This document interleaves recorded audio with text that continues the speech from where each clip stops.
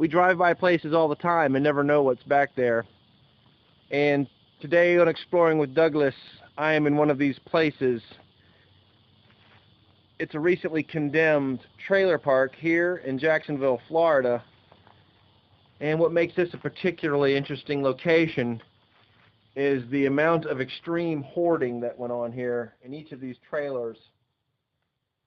These things were occupied as of about 72 hours ago, and apparently there was a colony of drug addicts that lived here. They've all been run off, and I'm here to delicately get all of the scrap metal, which is part of the joys of these abandoned places.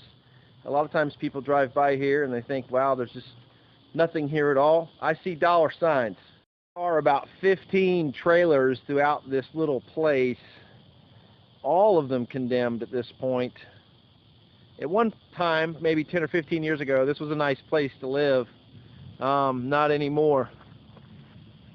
One of these trailers, I think it might have been this one, the property maintenance people, if you want to call them that, they call this one the trailer of death. Apparently there were 6 heroin-related, fentanyl-related overdoses that occurred here, and it does not look like a very friendly place to depart the world, and it does not does not signify a spiritual state of mind for whoever died.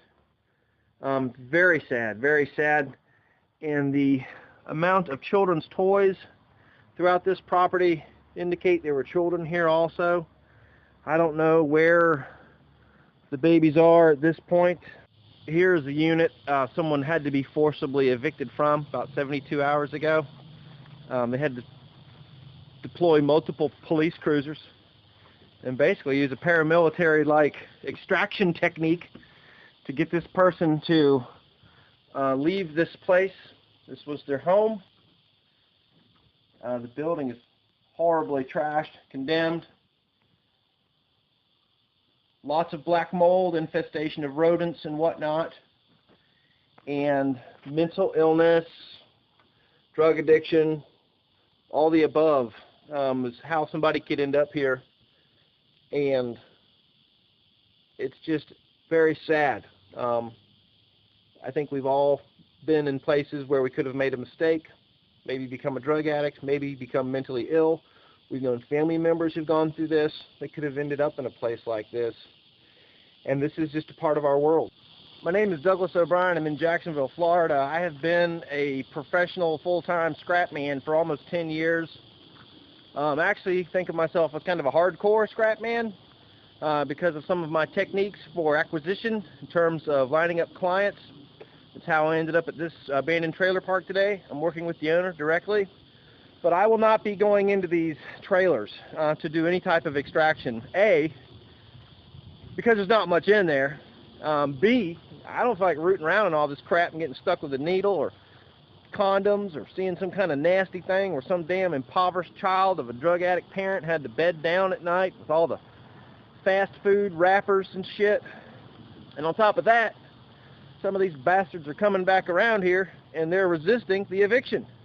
So I'm not interested in having some kind of heart-to-heart talk with one of these people. Here's an area back here that was kind of a common area.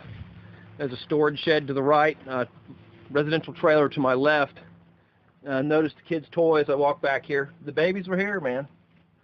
The babies were here, and believe it or not, their parents are probably doing the best they could under these circumstances. And this was their little safe place where they could relax and be at home. But the day came when the board got nailed up over the door and they're gone. I pray for these people. Every time I come to one of these places, I really think about who was here and what kind of life they had. Why, you know, how did they end up here? Where are they now? And I really pray for them. There's always piles of shit everywhere in one of these deals. As I said, there's just consumer packaged goods all over the ground. Hot water heater, pump sprayer, VHS tapes, clothes, cookbooks. I mean, there's a truck topper just sitting back here. There's a truck engine somewhere over else on the ground. And, you know, we might say, oh, this is a fringe property. It's only here that this type of madness exists. Actually, I've been to every type of income level property imaginable, from billionaires all the way down to fringe properties like this. And everywhere I go, there are piles of consumer packaged goods whose lifespan is very short, that it becomes immediate trash.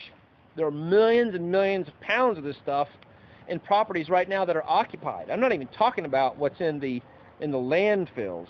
And to me, I think this represents a collective form of insanity. I don't think people talk about it much or see it that way, but I'm around it every day, and it feels like some type of collective insanity. Well, the mosquitoes and yellow flies are starting to eat me up, but I still don't have one piece of scrap loaded in my truck, so it's time to get to work. Thank you for watching this video, and I hope you're having a good day out there.